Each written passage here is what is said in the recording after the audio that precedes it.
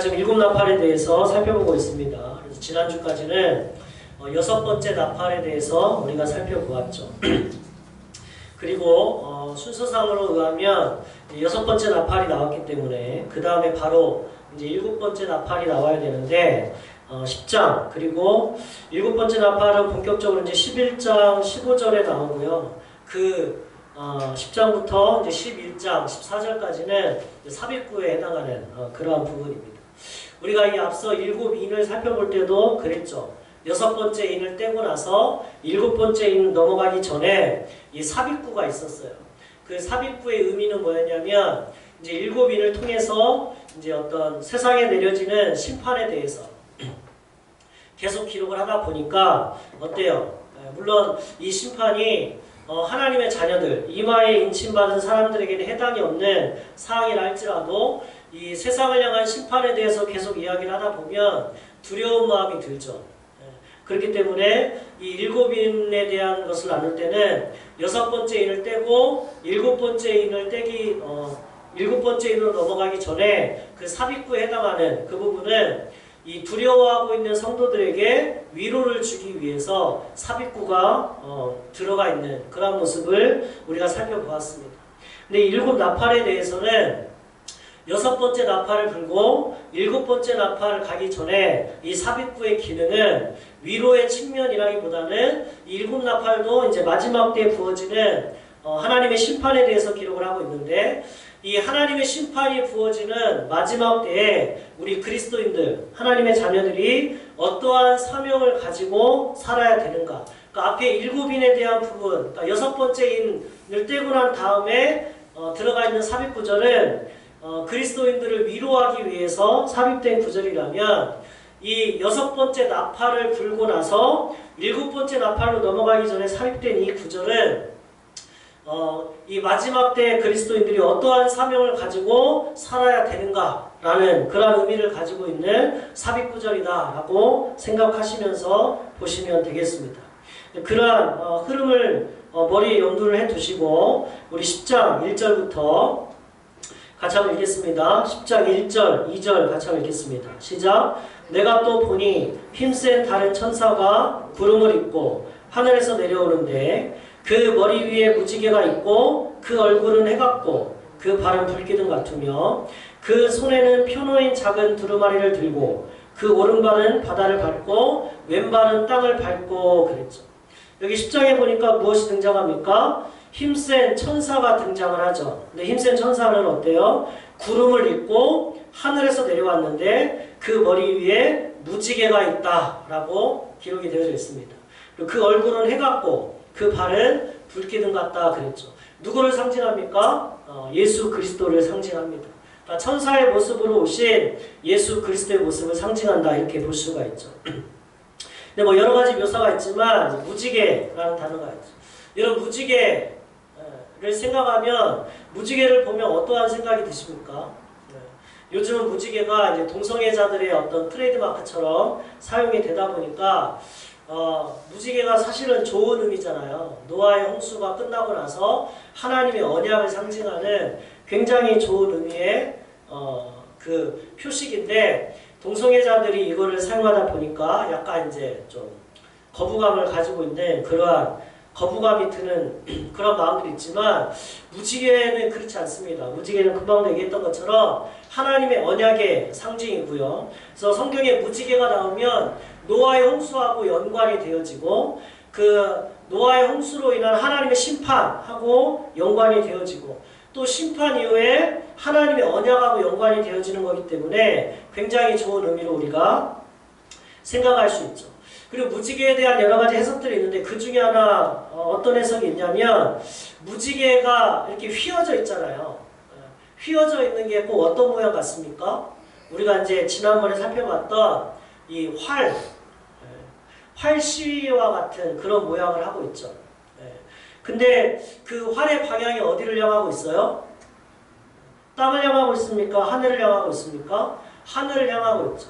그러니까 그 활이 공격하는, 그러니까 그 활에 맞아서 어떤 죽임을 당하는 대상이 어떻게 되어 있는 거예요? 땅에 있는 사람들이 아니라 어떤 하늘의 존재. 그래서 어떤 이 예수 그리스도의 죽음을 통해서 하나님께서 이 땅에 어떤 언약을 상징하는 그러한 의미로도 해석하는 부분들이 있더라고요. 그래서 참고적으로 그런 것들도 생각해 보시면 좋겠다라는 생각이 듭니다. 어찌되었든지 간에 무지개는 하나님의 언약을 상징합니다.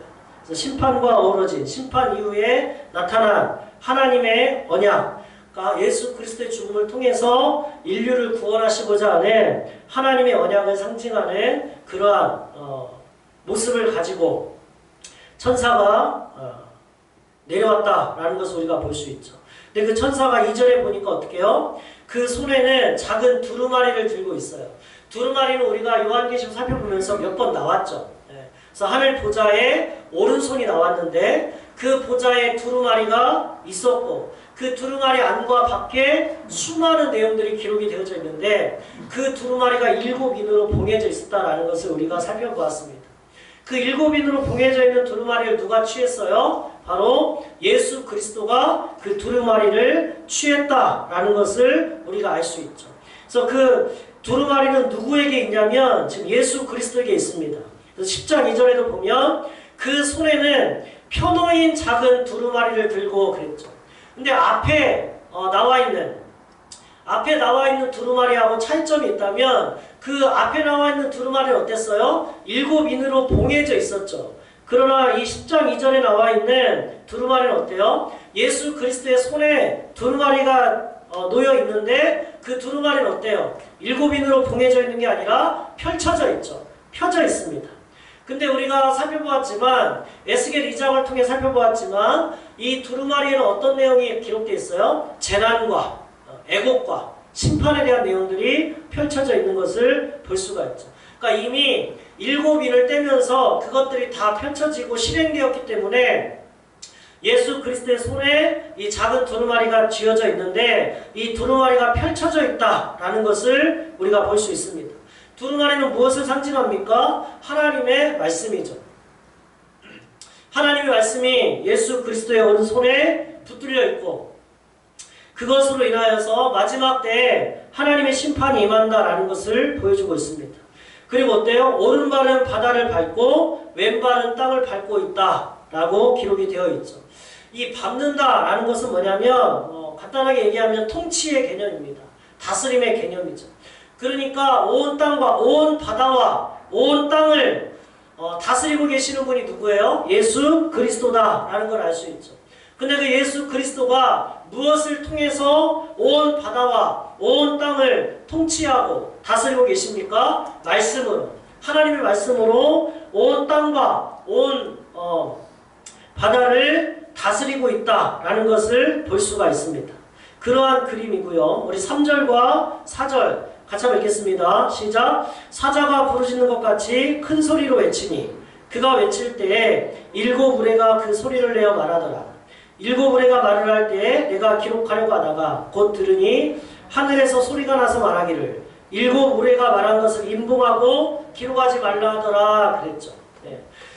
한 손에 두루마리를 잡고 오른발과 왼발로 바다와 땅을 밟고 말씀으로 이 땅을 통치하시는 예수 그리스도, 천사의 모습으로 오신 예수 그리스도의 형상을 보고 그 다음엔 어때요? 사자가 부르짖는 것 같이 큰 소리로 외치는 것을 들었다라는 거죠. 그가 외칠 때 7 우레가 그 소리를 내어 말하다 그랬죠. 요한계시록에 보면 7이라는 숫자가 참 많이 나옵니다. 여러분 성경에서 7이라는 숫자는 무엇을 의미합니까? 완전함을 의미하죠. 그러니까 말씀을 통해 세상을 통치하시는 예수 그리스도의 통치가 어떻다는 거예요? 완전하다라는 것입니다. 그 완전한 통치를 예수 그리스도가 이 땅에 발하시는 것을 보여주고 있는데 그래서 사도 요한이 어때요? 7 우레가 말을 할 때에 내가 기록하려고 하다가 그랬죠. 그러니까 7 우레가 하나님의 완전한 통치, 하나님께서 말씀으로 온 바다와 온 땅을 통치하시는 그 예수 그리스도의 통치가 큰 우레소리로 들릴 때 그것을 받아 적으려고 했는데 어때요? 하늘에서 소리가 나서 말하기를 7 우레가 말한 것을 인봉하고 기록하지 말라 그랬어요. 그래서 기록을 하려고 했는데 기록하지 말라고 했습니다. 이것은 사도 요한에게 굉장히 당황스러운 명령이 아닐 수가 없어요. 왜냐하면 이 요한계시록을 시작할 때 하나님께서 사도 요한에게 명령하신 것이 무엇입니까? 기록하라라는 것이었습니다. 이 사도 요한에게 보여지는 환상과 그 환상 가운데 들려지는 음성을 사도 요한을 통해서 기록함으로 말미암아 지금 고난 가운데 있고 핍박 가운데 있는 그리스도인들에게 보여주고 선포하라라는 것이 사도 요한에게 주어진 명령이었다라는 거죠. 그렇기 때문에 사도 요한은 역시 이 요한계시록 10장에서 보여지는 환상과 그 소리를 듣고 그것을 기록하려고 했는데 기록하지 말라라고 그렇게 이야기하고 있는 거죠. 여기에는 어떤 의미가 담겨져 있습니까? 일단은 하나님의 말씀이 우리에게 허락되어진 것도 있지만 그렇지 않은 것도 있다는 거예요. 무슨 말이냐면 우리가 하나님의 말씀을 해석하고 깨달을 때 하나님께서 우리로 하여금 그 말씀의 의미를 깨닫게 해주시고 알게 해주시고 그래서 그 말씀을 계시하시고 그 말씀의 비밀을 열어서 우리로 하여금 그 말씀의 의미를 알게 하시는 부분도 있지만 그렇지 않고 막아두시는 부분도 있다라는 거죠. 그럴 때는 우리가 어떻게 해야 됩니까? 하나님께서 열어두신 부분들은 우리가 노력을 하고 힘을 쓰고 어떠한 일들을 행해서라도 하나님께서 열어주신 계시의 부분들은 우리가 알아야 되지만 제대로 알아야 되지만 하나님께서 막아두신 부분은 우리가 억지로 알 필요도 없고 그것을 알려고 억지로 그것을 해석할 필요가 없다라는 거죠. 많은 이단들이 어디서 나옵니까? 하나님께서 막아두신 부분을 억지로 해석하려고 하다 보니까 거기서 이단이 나오고 잘못된 해석들이 나오는 거죠. 분명히 오늘 말씀에도 보면 하나님께서 사도 요한에게 기록하라라는 전체적인 명령을 주셨음에도 불구하고 사실 이 말씀은 굉장히 중요한 말씀이잖아요. 예수 그리스도가 힘센 천사로 내려오셔가지고 한 손에는 두루마리를 갖고 오른발로는 바다를 밟고 왼발로는 땅을 밟으면서 세상을 통치하시면서 큰 우레소리와 같이 선포하시는 이 말씀은 굉장히 중요한 말씀일 텐데 이 말씀을 기록하지 말라 라고 이야기하는 것을 보면 하나님께서 우리에게 허락하시는 말씀이 있고 허락하지 않는 말씀이 있다라는 거죠. 그래서 여러 성경학자들도 보면 우리가 이 성경을 해석할 때 많은 학자들의 의견이 분분하고 많은 학자들의 의견이 이렇게 갈라져 있고 그래서 어떤 해석이 맞는지 확실하게 단정 지을 수 없는 그러한 부분들도 있어요. 그러한 부분들을 억지로 해석을 하려고 해서 특별히 억지로 해석을 하는 것은 어떻습니까? 억지로 끼워 맞춘다든지 혹은 아주 신비적인 어떤 상황을 통해서 해석을 하려고 한다든지 이런 경우들이 굉장히 많죠. 그런 것들은 이 잘못된 이단으로를 가능성이 많기 때문에 하나님께서 막아놓으신 부분들 이러한 부분들 가장 대표적인 것들이 무엇입니까? 삼위일체에 대한 부분 이런 거죠. 삼위일체를 인간의 언어로 완벽하게 해석할 수 없습니다. 완벽하게 기록할 수 없고 묘사할 수 없어요. 또 하나님의 나라에 대한 부분을 완벽하게 묘사할 수 없어요. 그러다 보니까 예수님도 하나님의 나라의 여러 가지 모습들 중에 일부분을 비유를 통해서 말씀하시는 것을 볼 수가 있죠. 근데 그거를 완벽하게 해석하는 것이 마치 신령한 것인 것처럼 마치 어떤 영적인 특별한 능력이 있는 것처럼 사람들을 혼란에 빠지게 하는 그러한 일들이 많이 있죠. 특별히 요한계시록에는 그런 해석들이 많이 있습니다. 굉장히 상징적이고 비유적인 해석들이 많기 때문에 표현들이 많기 때문에 이거를 그렇게 상징적이고 비유적으로 해석을 해야 되는데 마치 다른 해석이 신령한 것처럼 색다른 해석이 새로운 해석이 신령한 것처럼 그렇게 이야기하는 경우들이 있는데 거기에 속지 말라는 거예요. 분명히 하나님께서 막아놓으신 부분들이 있다라는 것입니다. 또한 이것을 기록하지 말라라고 한 두 번째 의미가 있는데 이제 이게 더 중요한 의미인데요. 우리 5절, 6절 같이 한번 읽겠습니다. 시작! 내가 본 바 바다와 땅을 밟고 서 있는 천사가 하늘을 향하여 오른손을 들고 세세토록 살아계시니 곧 하늘과 그 가운데 있는 물건이며 땅과 그 가운데 있는 물건이며 바다와 그 가운데 있는 물건을 창조하신 이를 가리켜 맹세하여 이르되 지체하지 아니하리니. 7절 일곱째 천사가 소리내는 날 그의 나팔을 불려고 할 때에 하나님이 그의 종 선지자들에게 전하신 복음과 같이 하나님의 그 비밀이 이루어지리라 하더라 그랬죠. 이것을 기록하지 말라라고 한 두 번째 의미는 뭐냐면 6절 하반절에 나와 있는 끝부분에 나와 있는 지체하지 아니하리니 라는 것 때문에 그래요. 무슨 말입니까? 이것을 기록할 필요가 없다라는 거예요. 왜? 바로 이루어질 것이기 때문에. 지체하지 않고 바로 이 말씀이 이루어질 것이기 때문에. 그러니까 이 말씀을 기록하려고 하는 순간에 이루어질 것이기 때문에 그러한 어떤 의미가 있기 때문에 이것을 기록할 필요가 없다라는 거예요. 이 기록하는 목적은 무엇입니까? 후대 사람들에게 알리기 위한 것인데 그런 시간적인 여유가 없고 그러한 시간적인 간격이 없다라는 거죠. 이 말씀을 통해서 온 바다와 온 땅을 다스리시고 통치하시는 하나님의 심판이 후대 사람들에게 갈 것도 없이 바로 이것이 실현이 되어지고 바로 이것이 이루어질 것이기 때문에 눈으로 확인할 것이기 때문에 글로써 기록할 필요가 없다라는 그러한 의미를 담고 있다라는 거죠.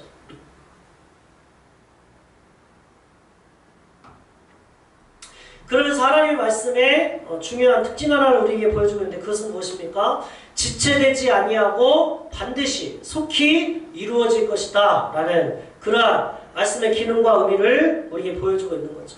하나님의 말씀은 그렇습니다. 지체되지 아니하고 반드시 이루어집니다. 특별히 말씀에 대한 하나님의 심판 그리고 하나님의 말씀을 통해서 우리에게 주신 언약 이러한 것들은 지체되지 아니하고 반드시 이루어지는 줄로 믿으시기를 바랍니다. 우리가 세상의 혼란과 어려움 특별히 요즘은 정말 세상이 혼란스럽지 않습니까? 이 혼란한 시기는 혼란한 상황들은 이미 성경의 말세의 시대에 일어나는 표징으로서 성경에 이미 다 예언이 되어 있고 증거가 되어 있는 그러한 상황들입니다. 많은 사람들은 혼란한 이 시대에 정말 혼란스러워하고 혹은 혼란한 시대를 해결하기 위해서 힘을 내서 뭐 이런저런 행동을 하기도 하고 이러지만 우리는 성경을 통해서 말세 세상이 더 나아지는 것이 아니라 더 혼란에 빠지고 더 악해지고 이런 것들을 이미 알고 있지 않습니까? 그런 것들을 보면서 하나님의 말씀이 이루어지고 있구나. 하나님께서 정말 이 말세에 하나님의 일을 행하고 계시는구나. 이러한 일들이 일어나는 걸 보니 정말 말세구나. 하나님의 때가 가까이 왔구나. 이런 것들을 우리가 깨달을 수 있지 않습니까? 그런 것처럼 하나님께서는 우리에게 약속하신 것처럼 지체되지 아니하고 하나님의 말씀이 이루어질 것이다 라고 우리에게 말하고 있는 거죠.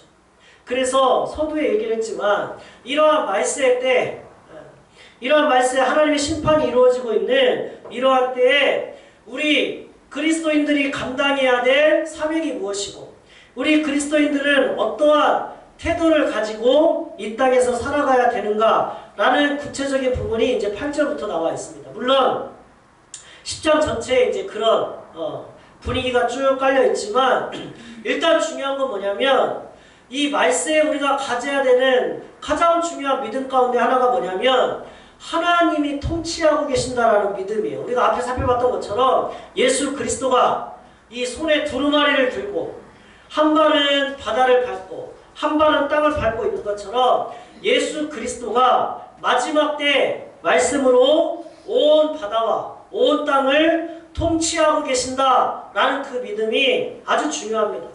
그래서 세상이 아무리 혼란스럽지만 세상이 아무리 악해져가고 있지만 우리는 어떤 믿음을 가지고 있어요? 하나님이 통치하고 계신다. 하나님이 말씀으로 통치하고 계신다. 하나님께서 한 손에 두루마리를 들고 한 발은 바다를 밟고 한 발은 땅을 밟고 있는 것처럼 이 혼란한 시대에도 이 말세에도 예수 그리스도가 말씀으로 세상을 통치하고 계신다라는 믿음을 가지고 살아가는 것이 첫 번째 태도입니다. 그리고 두 번째는 무엇이냐면 이제 8절 이하에 나오는 거예요. 우리 8절 같이 한번 읽겠습니다. 시작. 하늘에서 나서 내게 들리던 음성이 또 내게 말하여 이르되 내가 가서 바다와 땅을 밟고 서 있는 천사의 손에 펴놓인 두루마리를 가지라 그랬죠.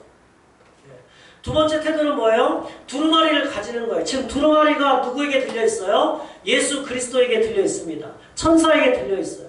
그 천사에게 들려 있는 두루마리를 어쩌라는 거예요? 가지라는 거예요. 그러한 명령이 떨어졌습니다.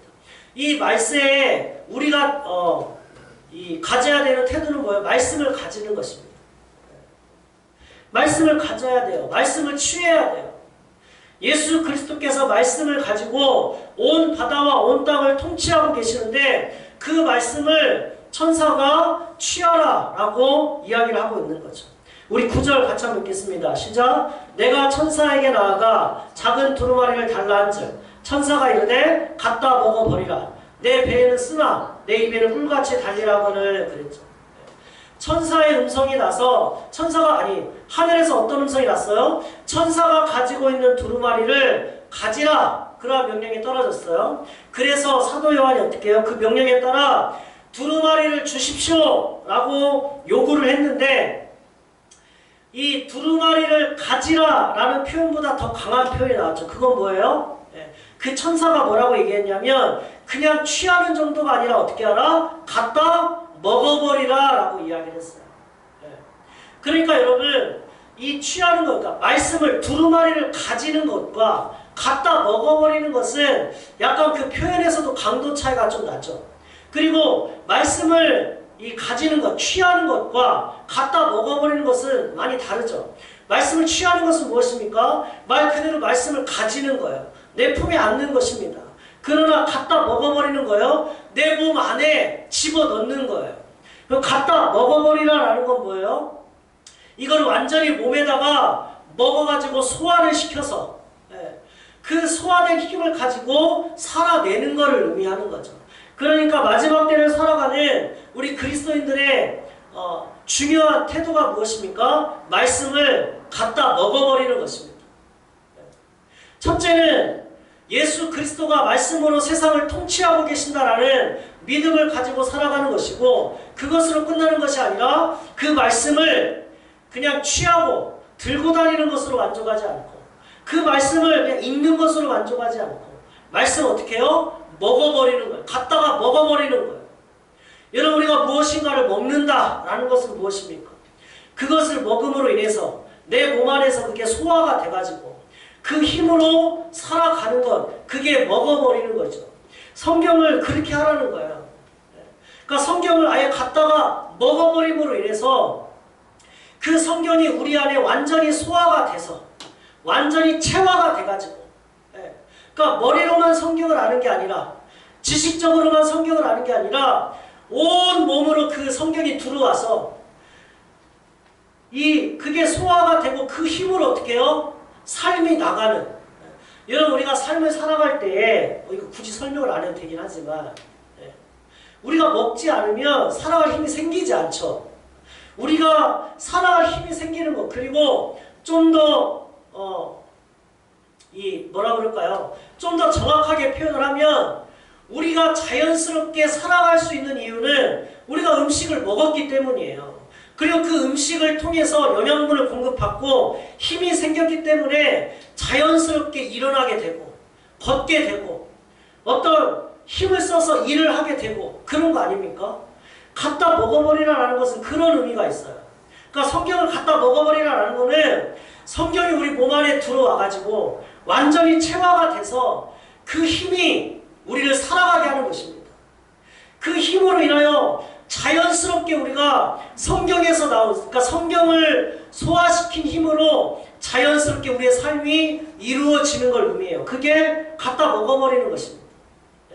그러니까 마지막 때를 살아가는 우리 그리스도인들의 삶의 태도는 뭐냐면 이렇게 말씀이 우리 안에 완전히 체화가 돼가지고 그 말씀이 주는 힘으로 살아갈 수 있도록 노력을 해서가 아니라 그 모든 힘이 어디서 나와요? 말씀을 먹어버린 힘에서 나와요. 말씀을 체화시킨 힘에서 나와요. 말씀을 먹어 그 말씀이 우리 몸 안에 영양분을 공급하고 힘을 공급하는 그것으로 자연스럽게 삶이 이루어지는 걸 말해요. 그게 갖다 먹어버리는 것입니다. 그래서 마지막 때를 살아가는 우리의 삶의 태도는 무엇이냐면 말씀으로 완전히 체화돼. 그래서 여러분이 복음서에 보면 그 오른쪽 왼쪽에 양과 염소를 구분하는 거 있잖아요. 그거 전에 제가 설명드렸죠. 그래서 오른쪽에 있는 양들에게 너희들은 천국에 갈 것이다. 왜 그러냐면 너희들이 내가 배고플 때 먹을 걸 줬고 줄일 때 뭐 먹을 걸 줬고 뭐 어려움에 있을 때 섬겼다 이런 얘기를 하잖아요. 그때 이 오른쪽에 있는 사람들이 뭐라고 얘기합니까? 내가 언제 주님을 그렇게 대접했습니까? 그렇게 얘기하죠. 그때 뭐라고 그래요? 지극히 작은 자에게 한 것이 나에게 한 것이다 라고 이야기를 하죠. 왼쪽의 염소들도 마찬가지예요. 너희들은 내가 줄일 때 나에게 먹을 걸 주지 않았고 내가 헐벗었을 때 나를 섬기지 않았다. 이러니까 언제 우리가 주님을 그렇게 했습니까? 라고 이야기하니까 역시 지극히 작은 자에게 한 것이 나에게 한 것이다 라고 그렇게 얘기하죠. 그래서 우리는 이 지극히 작은 자에게 한 것이 주님에게 한 것이다 라는 게 초점을 맞춰가지고 이 사회적으로 약한 자, 정말 작은 자 이런 사람들을 막 찾아서 섬겨주고 이런 것들에 초점을 맞췄다고요. 그것도 나쁜 것은 아니지만 그 말씀이 가지고 있는 본래적인 의미, 전체적인 의미를 봤을 때 그 말씀의 본질적인 의미는 뭐냐면 이 오른쪽에 있는 사람들이 약자들을 그렇게 줄인 자들을 배부르게 하고 헐벗은 자를 섬겼던 이유는 뭡니까? 그게 그들의 삶이었어요. 자연스럽게 드러나는 삶이었기 때문에 그게 뭐 주님이 오셨다라고 생각한 게 아니라 그냥 그들의 삶이었어요. 평상시에 말씀을 먹어서 하나님께서 그렇게 살으라고 했기 때문에 그게 그냥 자연스럽게 살아가는 그들의 삶이었다고요. 그래서 내가 약한 자들을 찾아서 섬겨야 되겠다 막 노력한 게 아니고 그냥 자연스러운 삶이었고 그 삶이 하나님 앞에 인정을 받아 그렇게 칭찬을 받은 거죠. 염소들도 마찬가지예요. 지극히 작은 자에게 한 것이 나에게 한 것이다 라는 말씀의 의미는 억지로 노력해서 지극히 작은 자를 찾아가서 섬기라 그런 말이 아니라 그게 자연스러운 삶이 되어서 그렇게 살아갔다라는 거예요. 그 삶을 만들어내는 힘은 어디에 있습니까? 말씀을 갖다 먹어버리는 데 있습니다. 그래서 마지막 때를 살아가는 우리 그리스도인들의 삶은 뭐냐면 그렇게 말씀을 갖다 먹어버리는 거예요. 그래서 그것이 자연스러운 삶으로 드러나도록 그게 가장 중요한 삶의 태도라는 거죠. 그런데 갖다 먹어버릴 때 어떻게 해요? 9절에서는 내 배에는 쓰나 내 입에는 꿀같이 달리라 그러죠. 배에 쓰다는 것은 무엇입니까? 말씀이 몸에 들어와서 체득이 되고 삶으로 나갈 때는 이게 굉장히 써요. 고통스러워. 무슨 말입니까? 우리는 죄로 인해서 이미 다 무너진 존재예요. 우리 안에는 죄성이 가득해요. 하나님의 말씀으로 살아갈 순종하려고 하는 것보다는 죄에도 익숙해요. 그러다 보니까 말씀으로 살아가려고 하다 보면 어때요? 말씀으로 살아가는 것이 힘들어요. 그거를 체화시킨다라는 거는 우리의 성향을 역행하는 거예요. 그게 그 과정에서 나타나는 게 뭐예요? 그게 쓰다는 거예요.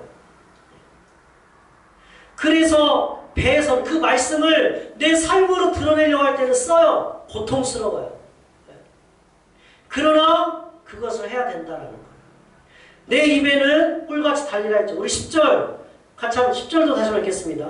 10절에도 보면 어떻게 돼 있어요?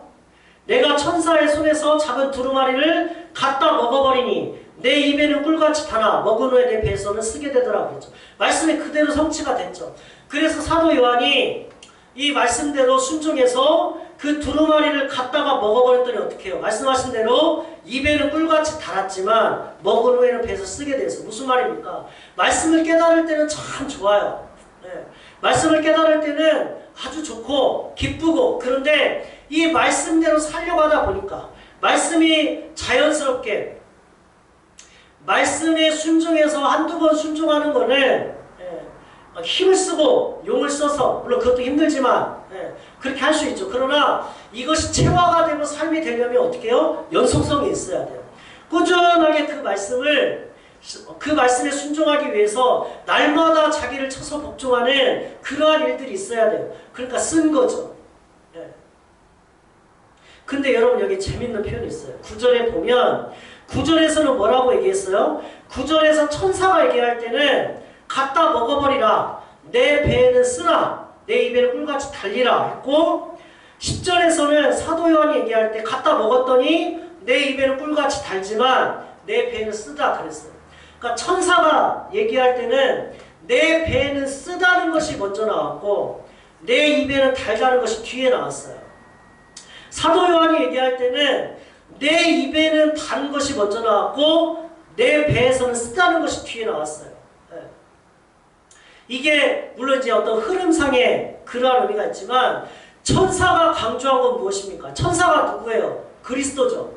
하나님이 강조한 건 뭐예요? 배에서 쓰게 되는 걸 강조한 거예요. 그러나 사도 요한이 먼저 느꼈던 건 뭐예요? 입에 단 거예요. 물론 당연한 거겠죠. 이게 이제 1차적인 작용이니까. 그러나 인간에게 먼저 다가오는 반응은 뭐예요? 인간에게 먼저 강조되는 건 뭐예요? 입에 단 거예요. 물론 시편에도 그런 기록이 있지만 그래서 여러분 말씀이 꿀같이 달다. 이것은 그게 나쁜 건 아니지만 그거는 아주 인간적이고 1차적인 그러한 작용이고 느낌일 수 있다라는 거예요. 중요한 건 뭐예요? 말씀이 꿀같이 달다. 그걸로 끝나면 안 된다는 거예요. 하나님께서 정말 강조한 건 뭐예요? 내 배에는 쓰게 될 것이다 라는 것이 하나님이 강조하는 거예요. 그것은 앞에서 설명했던 것처럼 말씀이 깨달아지고 이 말씀이 이런 의미였어? 이 말씀이 이런 의미였어? 이걸 깨달았을 때 기쁨이 있죠. 정말 꿀같이 탄 어떤 그런 느낌적인 느낌이 있죠. 거기서 끝나면 안 된다는 거예요. 그것만 가지고 좋아하면 안 된다는 거예요. 그거 어떻게 해요? 내 배에 들어가서 쓰게 되는 과정. 어떨 때 정말 고통스러운 과정. 그것을 삶으로 드러내려고 하다 보니까 그게 삶 자체가 되게 하려고 하다 보니까 어때요? 그 쓴 과정, 고통스러운 과정. 그게 중요하다는 거. 하나님은 그걸 강조했어요. 그래서 많은 사람들이요 그런 얘기를 말씀이 정말 달아. 말씀이 정말 꿀같이 달아. 그런 얘기를 많이 해요. 물론 그것도 좋은 거지만 여러분 거기서 끝나면 안 됩니다. 거기에 머물러 있으면 안 돼요. 얼마나 많은 사람들이 특별히 한국교회는 예배가 많고 성경 공부가 많기 때문에 이 말씀을 먹는 과정, 말씀을 취하는 과정, 말씀을 깨달아가는 과정이 얼마나 많습니까?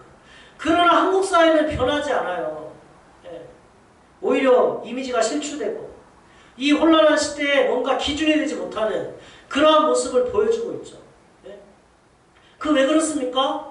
이 1차적인 과정이 멈췄기 때문에 그래요. 그냥 말씀이 좋아, 말씀이 꿀같이 달아 거기만 멈춰있는 거예요. 그리고 계속해서 그 꿀같이 단 것들을 계속 새로운 것들을 접하려는 거기만 멈춰져 있는 거예요. 그래서 말씀에 대해서 얘기하면 그 말씀 다 알아. 그 말씀이 무슨 의미인지 알아. 그 말씀 나도 읽어봤어. 그 말씀 이런 의미잖아. 내가 성경을 몇 독을 했는데 내 신앙생활 몇 년을 했는데 그러고 있는 거죠. 여러분 근데 그게 중요한 게 아니고 정말 중요한 건 뭐예요? 하나님이 강조한 건 배에서 쓰게 되는 과정이 있어야 된다. 그 말씀이 삶으로 드러나야 된다라는 거예요. 그 말씀이 삶으로 드러나기까지는 그 말씀이 소화가 돼서 힘을 발휘하기까지는 배에서 쓴 과정이 있어야 된다는 거예요. 그러니까 어떻게 보면 말씀이 꿀같이 달아 이렇게 얘기하는 거는 어떻게 보면 신앙의 초보적인 단계예요. 하나님은 거기에 머물러 있기를 바라지 않습니다. 쓴 과정이 있어야 돼요. 그 쓴 과정을 거치는 사람들은 마치 자랑하듯이 난 말씀 다 알아. 말씀 얼마나 단데 이런 얘기를 할 수가 없는 거죠. 알면 뭐예요? 삶으로 드러나지 않는데. 오히려 부끄러움에 그런 고백을 할 수가 없는 거죠. 그러나 마지막 때 그리스도인들이 해야 되는 가장 중요한 건 무엇입니까? 갖다 먹어버리는 거예요. 그래서 배에서 쓴 거를 경험하는 것입니다. 또 마지막으로 11절 같이 한번 읽겠습니다. 시작. 그가 내게 말하기를 내가 많은 백성과 나라와 방언과 임금에게 다시 예언하여야 하리라 하더라 그랬죠. 말씀을 그렇게 갖다 먹어버려서 입에는 꿀같이 달지만 배에서는 쓴 과정을 거쳐야 되는 결론적인 이유가 뭡니까? 다시 예언하기 위해서요. 누구에게? 많은 백성과 나라와 방언과 임금. 이건 앞에도 나왔죠. 많은 백성과 나라와 잠언과 임금은 무엇을 상징해요? 온 세계의 모든 열방을 상징해요. 우리가 말씀을 취해야 되는 이유는 무엇입니까? 말씀을 갖다 먹어야 되는 이유는 무엇입니까? 그냥 말씀을 취하는 것으로 끝나지 않고 내 입에는 꿀같이 달다 그걸로 끝나는 게 아니라 삶으로 드러내 쓴 과정을 거쳐 지켜 내 삶으로 자연스럽게 드러나게 해야 되는 이유는 무엇입니까? 다시 이 말씀을 증거해야 되기 때문이에요. 온 세계 열방에 다시 예언해야 되기 때문이에요. 여기서 말하는 예언은 미래일을 얘기하는 게 아니라 하나님이 나에게 맡길 예자예요. 맡기신 그 말씀을 하나님이 내 입술에 맡기시고 하나님이 내 삶에 맡기신 그래서 삶으로 드러난 그 말씀을 다시 예언하고 선포해야 되기 때문에 그래요. 내 삶으로 드러나지 않은 말씀을 내가 어떻게 선포할 수 있습니까? 내 배에서 쓴 과정을 거쳐 내 삶으로 드러나진 말씀을 선포한들 무슨 영향력이 있습니까? 그래서 여러분 말씀을 갖다 먹는 가장 중요한 이유는 다시 예언해야 되기 때문에 그래요. 내 만족을 위해서 말씀을 먹는 게 아닙니다. 물론 말씀을 먹으면 내 만족이 있죠. 세상적인 학문도요. 새로운 지식을 받으면 거기서 깨달아지는 학문을 통해서 새로운 걸 깨달을 때 인간에게 주어지는 기쁨과 그 만족감은 아주 이 삶을 윤택하게 하는 아주 중요한 깨달음과 만족 가운데 하나예요. 이 성경도 마찬가지예요. 새로운 어떤 말씀의 의미를 깨닫게 되면 거기에서도 만족이 있어요. 기쁨이 있어요. 그러나 여러분 이 하나님의 말씀을 깨닫는 것은 거기서 끝나면 안 됩니다. 이게 삶으로 드러나야 되고 삶으로 드러나야 되는 아주 중요한 이유는 그것을 다시 세상에 선포해야 되기 때문에 그래요. 여러분 이렇게 선포된 말씀 우리가 이렇게 마지막 때를 살아간다면 이렇게 선포된 말씀 우리를 통해서 이렇게 삶으로 선포된 말씀을 듣고 하나님께 돌아오지 않을 사람이 누가 있겠습니까? 정말 이 과정을 거쳐서 우리가 말씀을 먹는 이유가 우리가 말씀을 삶으로 드러내는 이유가 다시 사람들에게 말씀을 선포하기 위해서라는 이 과정이 우리의 삶 가운데 그대로 드러난다면 이 선포된 말씀을 듣고 주께로 돌아오지 않을 영혼이 누가 있겠냐고요. 누가 기독교를 그렇게 욕하겠냐고요. 누가 교회를 그렇게 욕하겠냐고요. 누가 교인들을 성도들을 그렇게 욕하겠냐고요. 그렇지 않아요. 우리가 말세를 살아가는 가장 중요한 태도는 말씀을 갖다 먹어버리는 것이고 입에는 달지만 배에는 쓴 과정을 통해 삶으로 드러내고 그걸 다시 선포하는 이게 우리가 말세를 살아가는 우리의 마땅한 삶이고 아주 중요한 삶의 태도입니다. 기독교는 여기서 실패했어요. 아주 실패한 건 아니지만 그러다 보니까 지금과 같은 상황이 벌어진 거예요. 여러분 우리는 누가 어떻다 누가 저렇다 이런 걸 떠나서 지금 우리가 말세를 살아가는 한 사람의 그리스도인으로서 이 말세 때에 예수 그리스도의 통치를 믿고 그 말씀을 취하는 것 정도가 아니라 갖다 먹어버리는 특별히 새해가 아닙니까? 새해에는 말씀에 대한 다짐을 많이 하잖아요. 그러니까 단순히 말씀을 읽는 것에 그치는 것이 아니라 이 말씀을 아예 갖다 먹어버리는 묵상을 통해서 말씀을 마음속 깊이 새기고 그게 삶으로 드러나도록 하는 그 과정 그리고 거기서 끝나는 것이 아니라 삶으로 드러내는 그 말씀을 다시 선포하여 내 주변에 있는 사람들 내 옆에 있는 사람들을 주께로 다시 인도해내는 그러한 삶을 살아갈 수 있기를 다짐하고 그러한 삶을 살 수 있도록 하나님 나에게 힘을 주십시오. 나에게 은혜를 주십시오. 기도하며 새해를 시작할 수 있는 그러한 여러분들 되시기를 바랍니다. 다음 주는 명절입니다. 이렇게 말씀을 갖다 먹어버리는 이 영향력이 누구에게 가장 먼저 나타나야 될까요? 가족입니다. 항상 우리가 생각해야 되지만 특별히 명절이 다가오면서 이 복음화되지 않은 가정을 생각하면서 하나님 정말 올해에는 이 가정이 복음화되게 하시고 그 중심에 내가 있어서 말씀을 갖다가 먹어버림으로 그 말씀이 삶으로 드러나고 그것이 선포되는 과정을 통해 가장 가까이 있는데 가족이 먼저 주 앞에 나오는 귀한 역사가 있게 해달라고 기도하며 나아가는 우리 믿음이 되기를 바랍니다. 기도하시겠습니다.